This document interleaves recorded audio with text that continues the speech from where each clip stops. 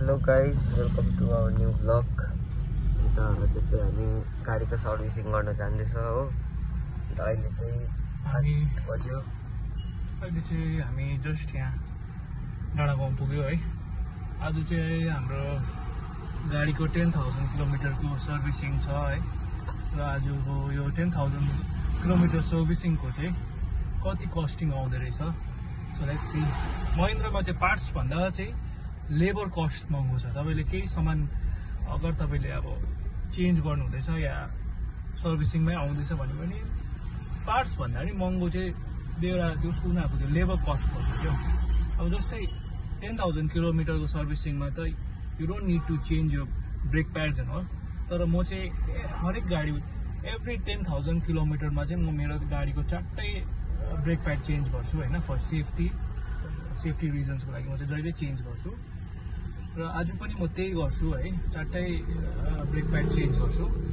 Let's see कति आउँदो रहेछ कस्टिङ। हामी तपाईँहरूलाई तल पुगेर म डिटेल्समा भन्छौँ। तर जान्दिनँ म त्यस्तो के भन्दैन हो। अन्त चाहिँ हामी कहाँ पुग्यो, डाँडाको अलिक तल पुग्यो।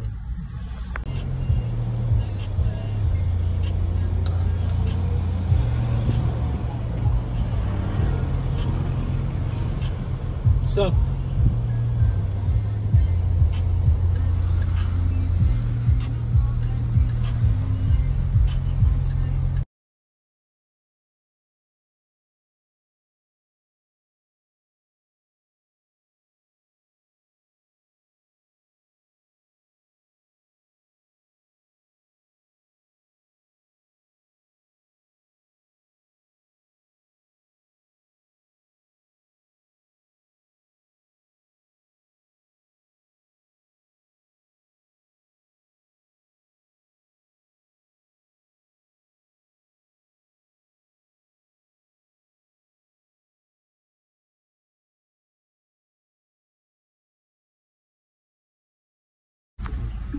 गाइज हामी चाहिँ महिन्द्रा आइपुगेको छ। महिन्द्राको सर्भिस सेन्टर है। So it opens at 9। हामीले चाहिँ अलिक अगाडि नै आएर लाइनमा बसिहालेको। अदरवाइज खाली आज जाम हुन्छ है। नम्बर लास्टमा आउँछ त्यसले गर्दा।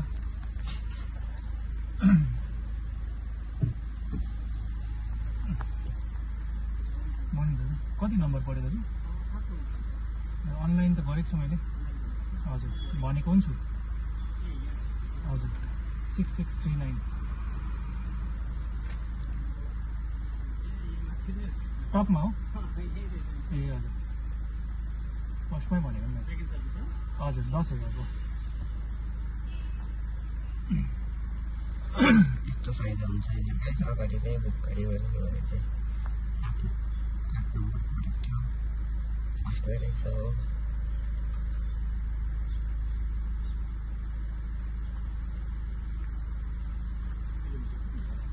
10,004।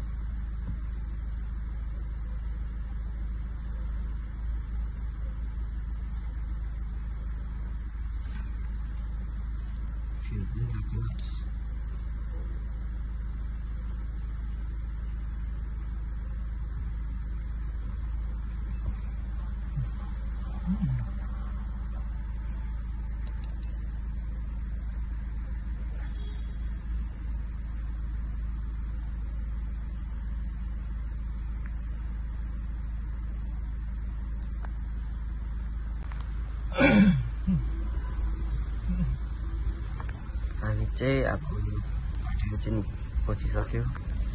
यहाँ छ यसको सर्भिस सेन्टर। थाहा क्लोज रहेछ गाइस। एन्टर गरिसक्यो।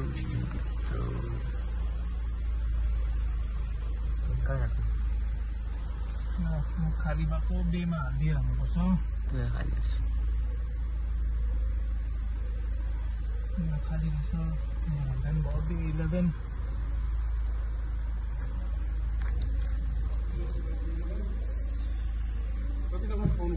दाजु मेरो अपोइन्टमेन्ट चाहिँ 1 नम्बर रहेछ।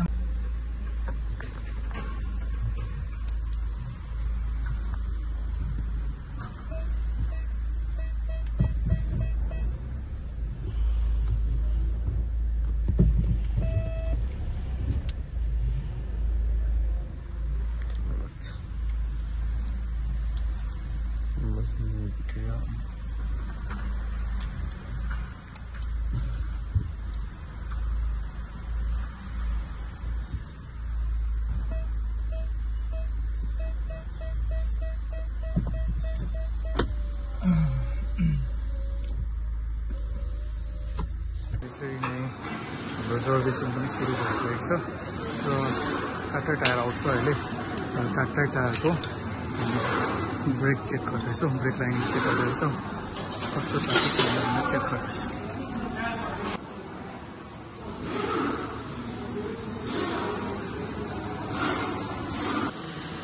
इन्जिन ओइल निकालेको निकाल्दै रहेछ।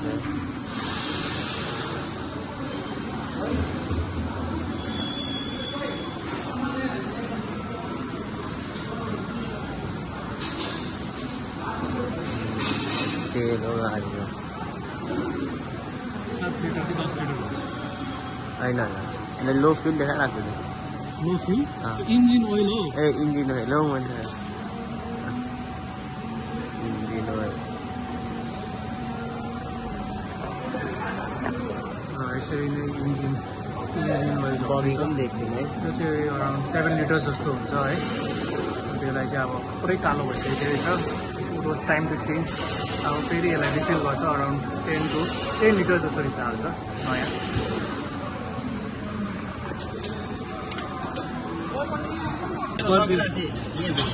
है स्कर्पियो एनको चाहिँ पछाडिको ब्रेक प्याड यत्रो बढी यसको साइज र गाइस टायर सकेर चाहिँ यहाँनिर इन्जिन फिल्टर हुँदो रहेछ र यसलाई पनि जस्ट चेन्ज गरिसकेको छ है। अब अरू पार्ट्सहरू के चेन्ज गर्छ हामी भन्छौँ। अब इन्जिनको टप कम्पार्टमेन्ट खोलिसक्यो है र अब यसमा चाहिँ 6 लिटर्स अफ इन्जिन ओइल जाने रहेछ। Let's see.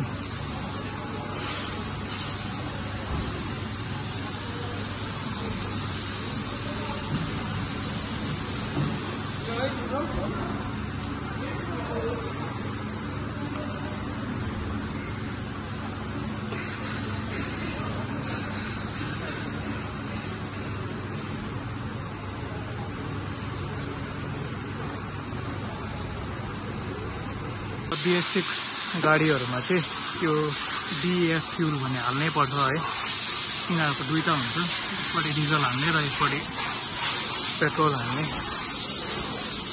यस्तो हुन्छ है। यतापट्टि डिजल यतापट्टि DEF हाल्ने। सो मेरो चाहिँ अलिक DEF पनि कम्ती रहेछ।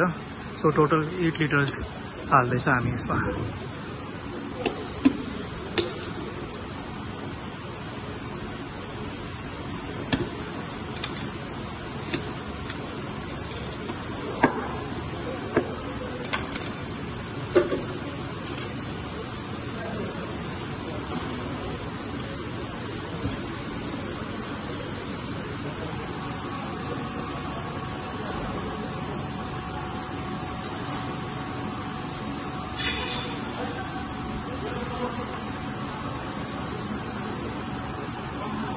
पकडिदेऊ न अरे।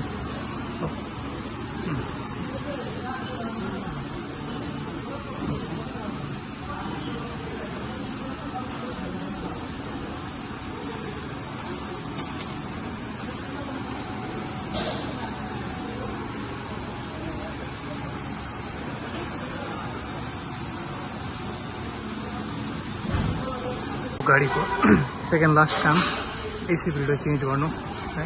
एसी फिल्टर यहाँ चाहिँ हाम्रो ग्लभ कम्पार्टमेन्टको मुनि हुन्छ। अब यो सकेर चाहिँ हाम्रो लास्ट एउटा इन्जिन कोटिङ छ, त्यहाँदेखि सक्यो। त्यहाँ लेट्स सी हाम्रो एस्टिमेट, हाम्रो टोटल एस्टिमेट कति आउँदैछ र how much we have to pay for it. पुरानो एसी फिल्टर चाहिँ यस्तो भइसकेको छ है, एकदमै साह्रो। र अब हाम्रो भर्खरै नयाँ पार्ट हालेको छ है, त्यसले गर्दाखेरि एसी पनि राम्ररी कुलिङ मजाले चिसो भइहाल्छ। अब लास्ट काम है, र इन्जिन चाहिँ यस्तो लेख्दैछ धुलोले गर्दा। अब इन्जिन कोटिङ गरिसकेर चाहिँ कस्तो हुन्छ म तपाईँलाई भन्दैछु। हजुर गाइस, अहिले चाहिँ होइन यो गाडी उठाइसकेको छ हो। यहाँ चाहिँ यो गाडीको जति ओर सबै निकाल्छ अरे।